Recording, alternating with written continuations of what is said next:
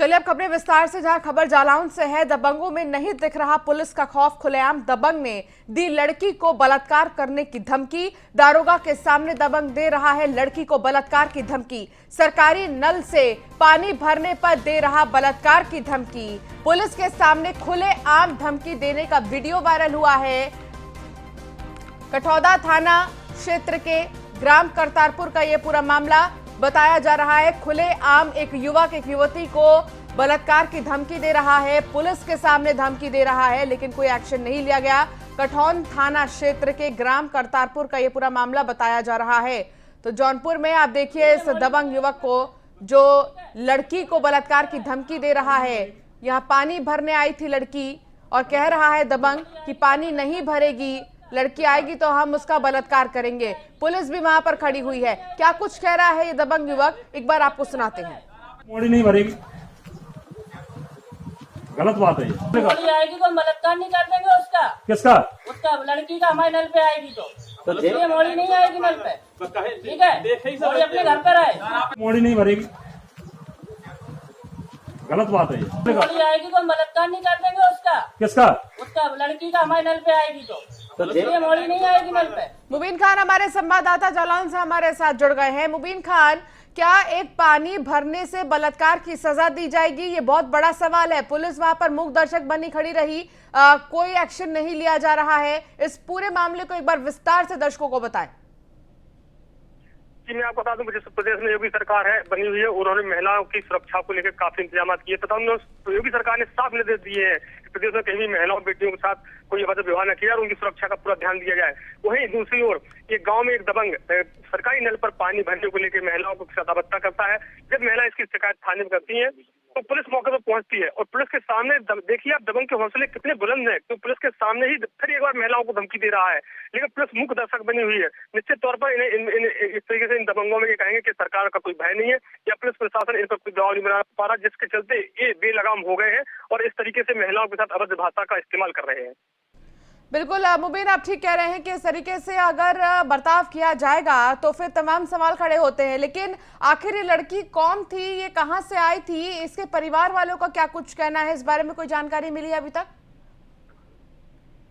जी मैं आपको बता दूं, ये जनपद जालौन कठौन थाना क्षेत्र का गांव है करतारपुर, जहां पर सरकारी हैंडपंप लगा हुआ है, जहां पर मोहल्ले के कई लोग पानी भरते हैं। क्योंकि जनपद बाढ़ के हालात है, बाढ़ से प्रभावित है जनपद और कुओं से पानी भरना असंभव हो गया और कुछ नल भी जो है कि वो गंदा पानी दे रहे, जिसके चलते गांव के एक दो हैंडपंप भी जो अच्छा पानी देते, तो वहां पर भी पड़ोस की रहने वाली युवती ये पानी भरने के लिए गई थी, तो ये दबंग के परिवार के लोग भी पानी भर रहे थे, जिसको लेकर वहां पर विवाद हुआ। तो इन्होंने इस तरीके से उसको धमकाया कि नल पर पानी ही भरनी नहीं आएगी, जिसकी उसने शिकायत की। और देखिए इस मौके पर जब पुलिस पहुंची तो पुलिस के सामने भी दबंग और दबंग के परिजन उसको धमका रहे हैं। तो कहीं ना कहीं इन दबंगों में पुलिस का भय नहीं है और निश्चित तौर पर ऐसे लोगों के खिलाफ कानूनी सख्त कार्रवाई होनी चाहिए।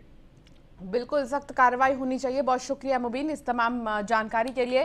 तो तस्वीर आपको हम दिखा रहे हैं, ये एक युवक यहाँ पर मौजूद है जो धमकी दे रहा है लड़की को कि लड़की यहाँ पानी भरने नहीं आएगी, अगर लड़की पानी भरने आती है तो उसके साथ बलात्कार किया जाएगा, ये कहा जा रहा है दबंगों की तरफ से। किसका? लड़की का हमारे नल पे आएगी तो इसलिए मोड़ी नहीं आएगी नल पे, ठीक है? मोड़ी अपने घर पर आए। मोड़ी नहीं भरेगी, गलत बात है ये। मोड़ी आएगी तो बलात्कार नहीं कर देंगे उसका। किसका? उसका लड़की का हमारे नल पे आएगी तो इसलिए मोड़ी नहीं आएगी नल पे, ठीक है? मोड़ी अपने घर पर आए। मोड़ी नहीं भरेगी। और एक ऐसी खबर आपको बताएंगे जिसको सुनकर आपका दिल दहल जाएगा। खबर यह है जहां कलयुगी पिता ने अपनी 2 बेटियों को मौत के घाट उतार दिया है। जी हां, कलयुगी पिता ने 2 बच्चियों को मौत के घाट उतारा है। मेरठ की एक खबर है, गला दबाकर 2 मासूम बच्चियों की हत्या कर दी है। पत्नी से विवाद के चलते किया बेटियों की हत्या। आखिर ये सजा बेटियों को क्यों दी गई, ये सबसे बड़ा सवाल है। हत्या के बाद आरोपी पिता फरार हो गया है। पुलिस ने मामला दर्ज कर जांच भी शुरू कर दी है। तो कलयुगी पिता ने अपनी 2 बच्चियों को मौत के घाट उतार दिया है, गला दबाकर दोनों की हत्या की है और मौके से फरार हो गया। विवाद पत्नी से था लेकिन सजा बच्चियों को दी गई है, 2 मासूम बच्चियों को जो कुछ भी नहीं जानती थी, लेकिन उन्हें सजा दी गई है एक तरह से। और फरार है ये हत्या के बाद आरोपी पिता। के शर्मा हमारे संवाददाता हमारे साथ जुड़ गए हैं। के शर्मा, पत्नी से विवाद हुआ तो आखिर बच्चों की क्या गलती थी, बच्चों को क्यों सजा दी गई? यह एक कलयुग की बात का चेहरा सामने आया है। एक बच्ची और दो बच्चियां अपने पिता पर विश्वास करके उसके साथ रात को घर पर आती है और बदले में उन्हें मौत मिलती है।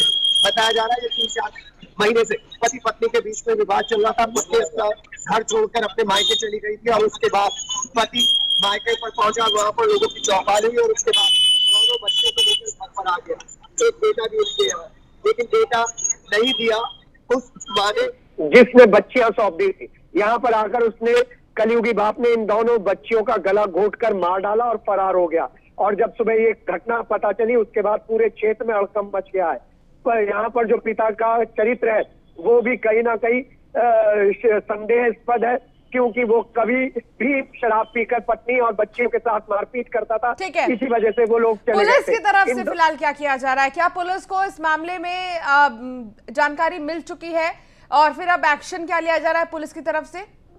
हमारी एसओ तपेश्वर सागर से बात हुई है। तपेश्वर सागर ने टीमें बना दी है उस कलयुगी बाप को गिरफ्तार करने के लिए और नाकेबंदी शुरू कर दी गई है। सारे रिश्तेदारों से बातचीत की जा रही है। पता चला है कि उसकी बहुत जल्दी गिरफ्तारी हो जाएगी। लेकिन हम आपको बता दें कि पत्नी ने आकर इस राज का पर्दाफाश किया है कि ये दोनों बेटियां उसी की हैं और रात को वो वहां पर घर पर लेकर आया था और तब इन बच्चियों को मौत की घाट इसने उतार दिया है। हमारी एसपी देहात से भी बात हुई है। एसपी देहात भी बहुत ही जल्द यहाँ पर टीम गठन कर इस कलयुगी बाप को पकड़ने की कोशिश कर रहे हैं। जी चलिए के शर्मा, बहुत शुक्रिया इस तमाम जानकारी के लिए। 2022 के विधानसभा चुनाव में अभी करीब 6 महीने से ज्यादा का वक्त है, लेकिन राजनीतिक दलों ने यूपी फतह के लिए रणनीति तैयार कर ली है।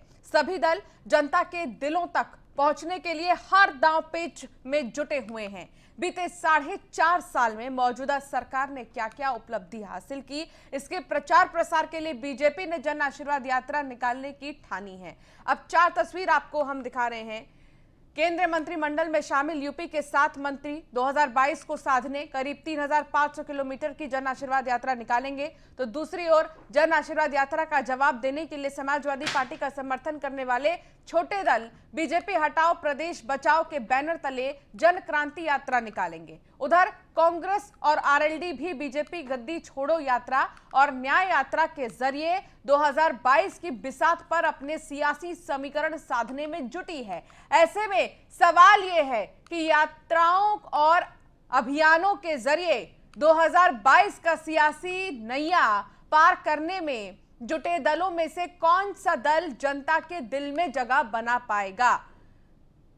तो ये 4 तस्वीर आपको हम दिखा रहे हैं 2022 को लेकर जो तमाम राजनीतिक दल तैयारियों में जुटे हैं, उसकी ये तस्वीर आपको दिखा रहे हैं। देखिए 16 अगस्त से जन आशीर्वाद यात्रा प्रारंभ होगी।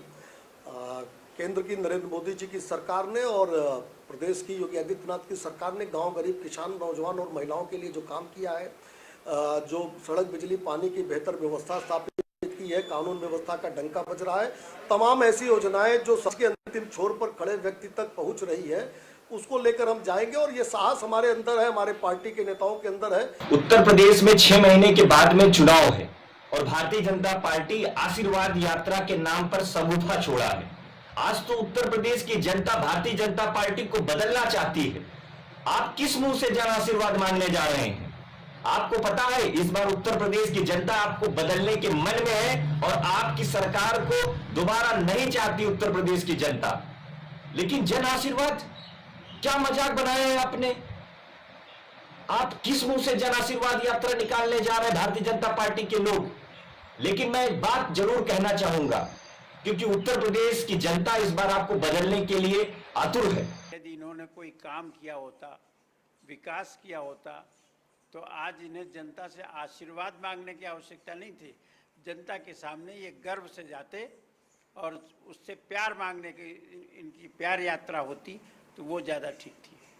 लेकिन आज इन्हें आशीर्वाद मांगने की आवश्यकता पड़ रही है, मजबूरी है इनकी, क्योंकि जनता इनको नकार चुकी है। तो रायबरेली में नगर पालिका की मकान खाली करने की नोटिस लगने से लोगों के होश उड़ गए हैं। नोटिस के विरोध में लोग डीएम दफ्तर पहुंचे। नगर पालिका और डूडा ने काशीराम शहरी आवास योजना के 67 लाभार्थियों को मकान खाली करने की नोटिस दे दी है। तो नोटिस दे दिया गया है मकान खाली करने को लेकर। काशीराम शहरी आवास योजना के लाभार्थियों को नोटिस दी गई है। अब नोटिस में कहा गया है कि जल्द से जल्द मकान खाली करा दिया जाए। असद खान हमारे संवाददाता हमारे साथ जुड़ गए हैं। असद, क्या जानकारी मिल रही है? आखिर नोटिस में क्या कुछ लिखा गया है, एक बार विस्तार से बताएं। असद, क्या आप तक हमारी आवाज पहुंच रही है? तो असद से हमारा संपर्क नहीं हो पा रहा है, लेकिन आपको बता दें कि नोटिस दी गई है।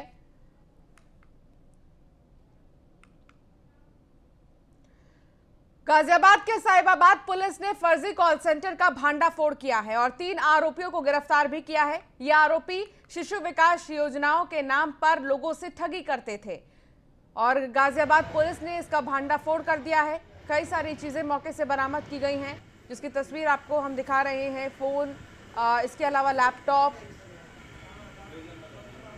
और एडाप्टर के साथ ही चार्जर, ये तमाम चीजें ऐसी हैं जो बरामद की गई हैं। 3 आरोपियों को गिरफ्तार किया है गाजियाबाद पुलिस ने।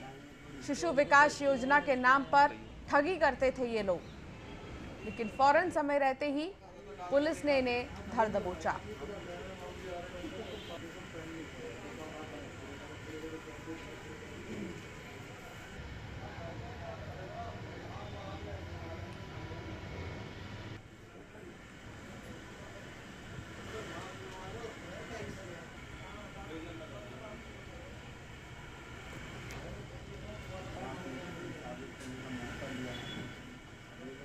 तो फर्जी कॉल सेंटर का भांडाफोड़ किया गया है और इस कॉल सेंटर को चलाया जा रहा था। इस कॉल सेंटर के बारे में तमाम बातें जब पता चली तो पुलिस ने एक्शन लिया। फौरन एक्शन लेने के बाद ही सामान भी बरामद किया गया है।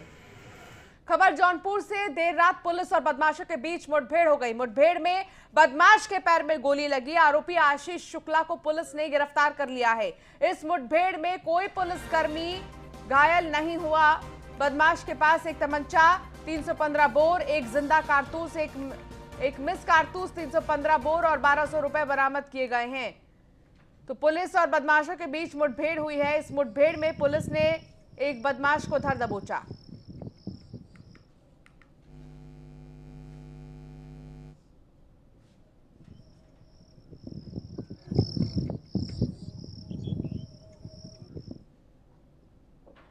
आज दिनांक 14 अगस्त को प्रातः लगभग 4:30 बजे के आसपास थानाध्यक्ष मीरगंज और उनकी टीम के द्वारा मीरगंज जनपद जौनपुर का history sheeter A6 Ashish Shukla उर्फ शशिकांत सनाफ अनिल कुमार, जो कि चौकी कला थाना मीरगंज का मूल निवासी है, इसे छवनिया नरवा जरौना नहर पुलिया के पास में मुखबिर की सूचना पर जब गिरफ्तार करने का प्रयास किया गया तो इसने पुलिस पर जानलेवा हमला किया। यद्यपि संयोग से पुलिस को कोई क्षत नहीं पहुंची और फिर पुलिस ने आत्मरक्षात्मक गोली चलाई जो इसके पैर में लगी। तत्काल इसे उपचार के लिए CHC मछली शहर लाया गया, जहां से जिला चिकित्सालय जौनपुर के लिए इसको रेफर किया गया है। खबर कानपुर से है, जहां स्वतंत्रता दिवस के मौके पर पुलिस प्रशासन सतर्क है। GRP और RPF पुलिस की टीम का चेकिंग अभियान जारी है। स्टेशन परिसर में सघन चेकिंग अभियान चलाया जा रहा है। ट्रेनों और प्लेटफॉर्म में डॉग स्क्वाड और बम निरोधक दस्ता भी मौजूद है। तो सघन चेकिंग अभियान चलाया जा रहा है स्टेशन परिसर में। ट्रेनों और प्लेटफॉर्म में डॉग स्क्वाड और बम निरोधक दस्ता भी मौजूद है। स्वतंत्रता दिवस के मौके पर पुलिस प्रशासन सतर्क है और चेकिंग किया जा रहा है हर जगह पर, ताकि किसी भी तरह की कोई अप्रिय घटना न घटे। तो तस्वीर आपको हम दिखा रहे हैं, डॉग स्क्वाड और यहाँ पर पुलिस की जो पूरी टीम है वो मौजूद है।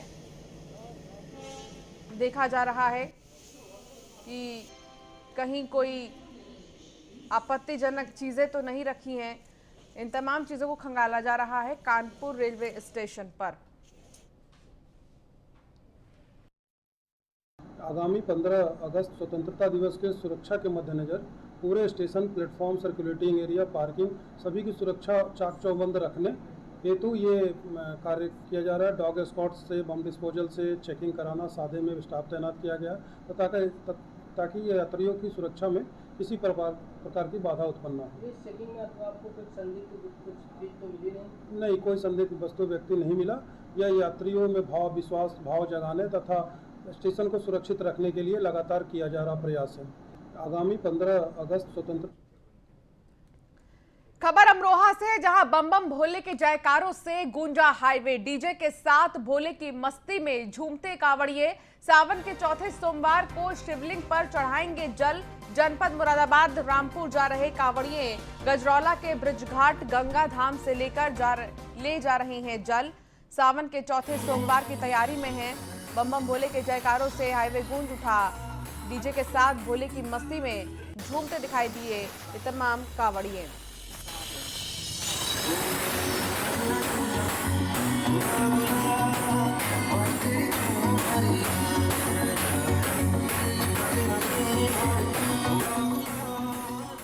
खबर अमरोहा से, जहां मछली पकड़ने गए 5 युवक गंगा नदी में डूब गए। गोताखोर की मदद से 4 युवकों को बचाया गया है। एक की मौत हो गई है। शौक में सुबह मछली पकड़ने गए थे ये युवक। अचानक आई पानी की तेज लहर से गंगा में डूब गए। पुलिस ने शव को पोस्टमार्टम के लिए भेज दिया है। गजरौला क्षेत्र के गांव कबीरपुर गंगा नदी का ये पूरा मामला बताया जा रहा है। तो गंगा नदी में डूबने से एक की मौत हो गई है। 5 युवक गंगा नदी में डूब गए, जिसमें से एक की मौत हो गई है। और चलिए, इस बुलेटिन में फिलहाल इतना ही। अब बने रहिए न्यूज़ 1 इंडिया के साथ। नमस्कार।